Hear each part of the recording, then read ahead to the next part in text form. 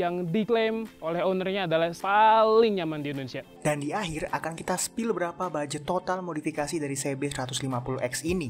Dengar-dengar lebih mahal daripada harga motornya.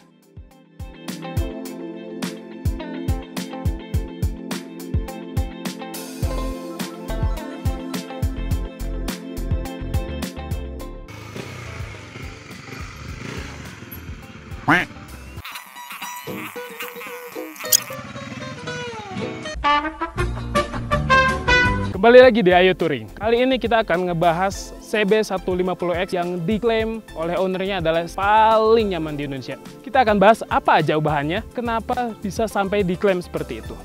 Saksikan terus.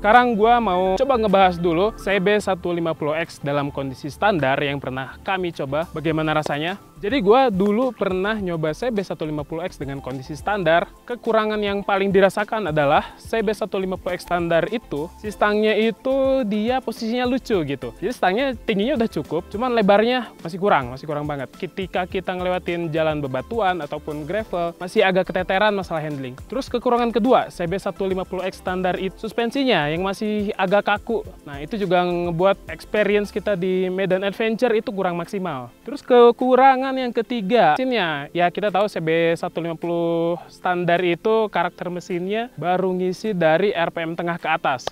Nah, RPM bawahnya itu masih kurang lah untuk beradventure ya. Kekurangan yang keempat dari samping belakang ya. Jadi kayak kurang proporsional gitu karena dia pakai arm yang lebih kecil dan lebih pendek. Di latar belakangnya oleh kekurangan CB150X yang standar tadi, Syndicate Motor Indonesia memodifikasi dengan maksimal dengan full part dari Corias untuk menunjukkan potensi sesungguhnya daripada CB150X ini.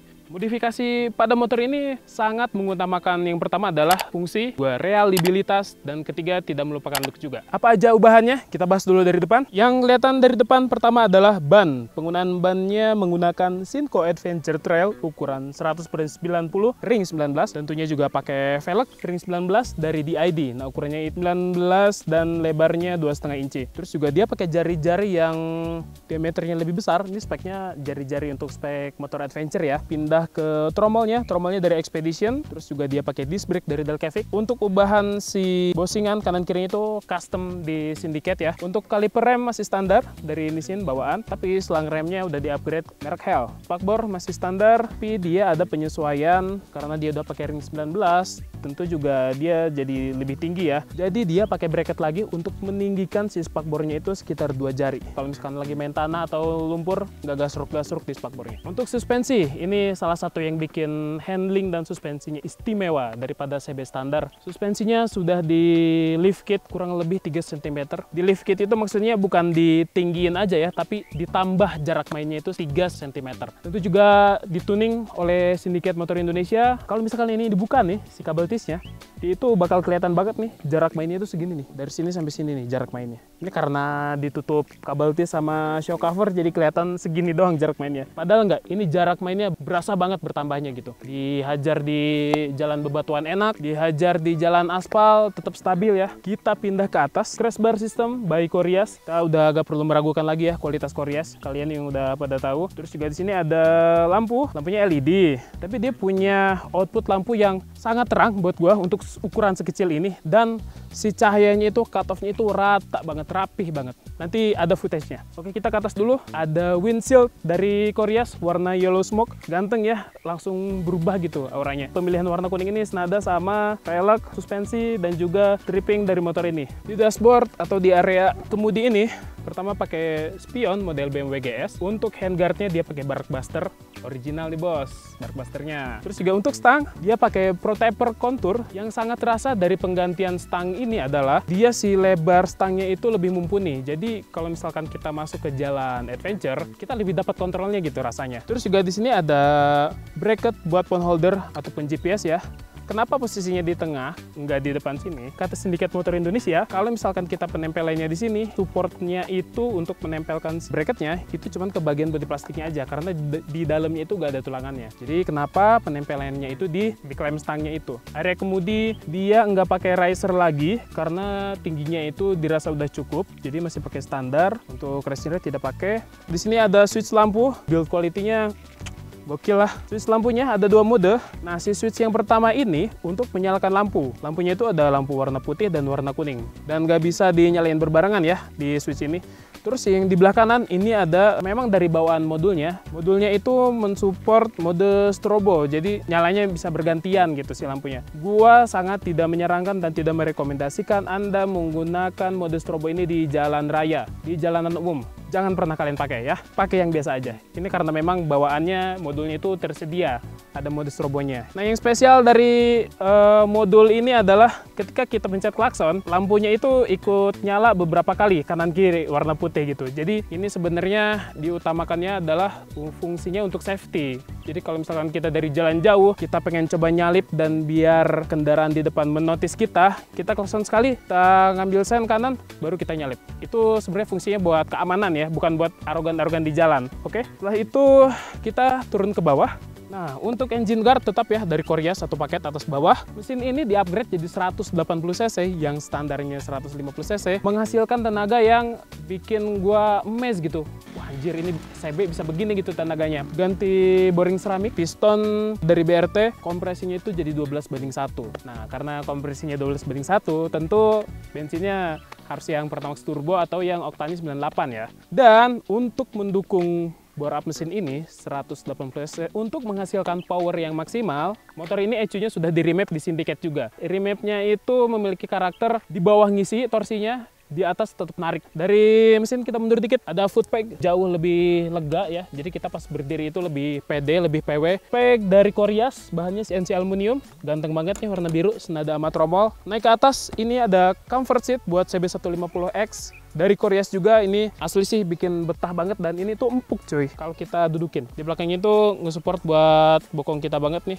Ini yang bikin enak nih. Untuk suspensinya dari Öhlins, tapi Öhlins-nya bukan Öhlins biasa. Jadi suspensi ini tuh custom menggunakan part-part Öhlins by Sindikat juga untuk menyesuaikan sesuai dengan kebutuhan motor ini. Travelnya disesuaikan, terus juga fungsinya disesuaikan, pengen ada fitur apa aja, biar makin nyaman di medan adventure gitu, dan juga makin fleksibel kita menggunakan si suspensi ini. Pelang rem tetap dari Hell ya, sama. Header knalpot dia dari Kawahara ya, di bawahnya ini ada, kalau nggak salah namanya power bomb ya. Untuk knalpot something yang spesial banget. Jadi ubahannya gak banyak, knalpotnya looknya standar, tapi gue yakin ini udah ada ubahan di dalamnya. Bisa ngebikin mendukung power motor jadi lebih jadi lebih ngena karena mesinnya udah di bore up juga 180 cc. Sistem side rack system dari Koreas tentunya. Jadi yang ini tuh adalah model yang X mode. Jadi ininya tuh ada laser cutting model X. Penggunaan side rack Koreas model X mode ini itu diperuntukkan sebenarnya untuk soft bag atau soft pannier. Jadi yang bahannya kanvas atau bahannya PVC ya. Kurang direkomendasikan untuk yang pakai hard pannier atau pannier yang di atas 27 liter, itu sebenarnya kurang direkomendasikan karena akan mempengaruhi handling nantinya ya. Kita pindah ke top rack juga of course dari Koreas dengan base plate-nya yang modelnya gokil banget. Nanti kita ada shoot-nya. Ke belakang nih ya, terakhir spakbor belakang itu udah dipotong, tapi nggak dipotong maksimal gitu. Cuman menyisakan si mata kucingnya aja, reflektor di belakang ini. Jadi biar memperlihatkan belakang gue itu gini, gitu. Kelihatan kan berbobot nih belakangnya. Swing arm ini dia pakai model MT25. Prolink-nya lengkap ya. Kaliper standar, disc brake standar. Terus yang berikutnya adalah velgnya tetap DID ring 17, lebarnya itu 3 inci. Ban ukuran 130/80 ring 17 by Sinco Adventure Trail. Gearsetnya itu menggunakan Scarlett MX Racing ya, depan belakang. Terus untuk rantai dia pakai Regina chain ukuran 428. Terus juga ada jalur pedok karena bawaannya ini punya swing arm model MT25. Karena tingginya udah bertambah, tentu standar 2 biasa gak akan bisa menopang di motor untuk standar 2. Terus juga side stand, tentu side stand harus lebih panjang. Side stand-nya dari Koreas juga. Berikutnya yang paling atas nih, yang ganteng banget ya. Kalau biasa kita lihat panniernya itu bentuknya boxy, atau yang bulat-bulat banget. Nah yang ini nih boxy tapi rounded gitu, cakep banget ya. Pioneer ini dari Koreas juga, produk terbarunya Koreas Alltech Evo ukuran 42 liter. Dari semua ubahan dan modifikasi yang tadi, apa sih bedanya sama CB150X standar? Poin plus yang pertama adalah ubahan suspensi depan dengan lift kit ini sampai nambah jarak main 3-5 cm. Itu membuat ini lebih fleksibel dan lebih bermain di jalan adventure. Jadi udah nggak ada karakter kakunya lagi lah. Ini gue sampai emes sih. Gokil Syndicate bisa ngetuning suspensi jadi selembut ini, se-agile ini. Poin plus yang kedua, ubahan mesin 180 cc-nya itu membuat torsinya jadi ngisi banget, apalagi dengan kompresi 12:1-nya ya, gasnya itu responsif. Gua jalan di Jalan Makanan Gigi 2 itu masih bisa wheelie kadang ya. Terus juga berkat remap ECU-nya, dia tidak melupakan pada RPM tengah ke atasnya itu tetap ngisi. Poin plus yang ketiga, handling jadi lebih agile dan nyaman saat masuk di medan adventure karena jelas stangnya sudah diganti oleh protector kontur, jadi lebih lebar, jadi lebih siap kita masuk ke medan adventure. 4 adalah ubahan suspensi belakang ini asik banget dari Öhlins sesuai kebutuhan kita. Full adjustable, compression, rebound sudah disetting, jadi bisa menyesuaikan dengan bobot kita, terus juga bisa menyesuaikan dengan barang bawaan yang kita bawa. Poin minus yang pertama adalah dikarenakan wheelbase-nya sudah bertambah dan juga berkat lift kit depan belakangnya itu dan tuningnya itu membuat si motor ini jauh lebih tinggi dari motor standar. For your information, tinggi gua itu 176 cm. Kalau misalkan gua bawa CB150X standar, kaki gue itu napak dan nekuk. Motor ini karena di jalan nggak rata ya. Kalau gue di jalan rata, gue itu jinjit dan kaki gue lurus. Gitu. Mungkin ini bakal jadi pertimbangan untuk orang yang mau lift kit ya. Poin minus yang kedua adalah yang gua notice dari motor ini, jadi dia di RPM sekitar 4-5.500 di semua gigi dan di semua kecepatan itu kayak masih ada jeda atau sedikit banget berbet gitu. Tapi itu minor karena bisa dipoles lagi si remap ECU-nya biar lebih halus, tenaganya di RPM 4.000 sampai 5.500. Yang ketiga, konsumsi BBM. Karena motor ini sudah menggunakan kompresi 12:1, motor ini diharuskan meminum bensin dengan oktan 98, yang dimana kita tahu bensin dengan oktan 98 itu tidak semua SPBU menyediakan. Mungkin itu akan jadi pertimbangan yang cukup berat kalau misalkan motor ini mau diajak overland atau touring lintas kota, lintas pulau ya, karena tidak semua SPBU punya bensin dengan oktan 98. Kesimpulannya adalah modifikasi maksimal yang telah dilakukan pada motor ini berhasil menunjukkan potensi sesungguhnya yang dimiliki oleh sebuah Honda CB150X. Di samping kekurangan yang dimiliki CB150X, menurut gua Syndicate Motor Indonesia sukses memberi kesan, wah gila ini motor berasa motor real adventure kepada gua saat gua tes. Itu dia pembahasan kita, review kita tentang motor CB150X Koreas Adventure Edition ini yang diklaim sebagai motor ternyaman di Indonesia atau bahkan di dunia.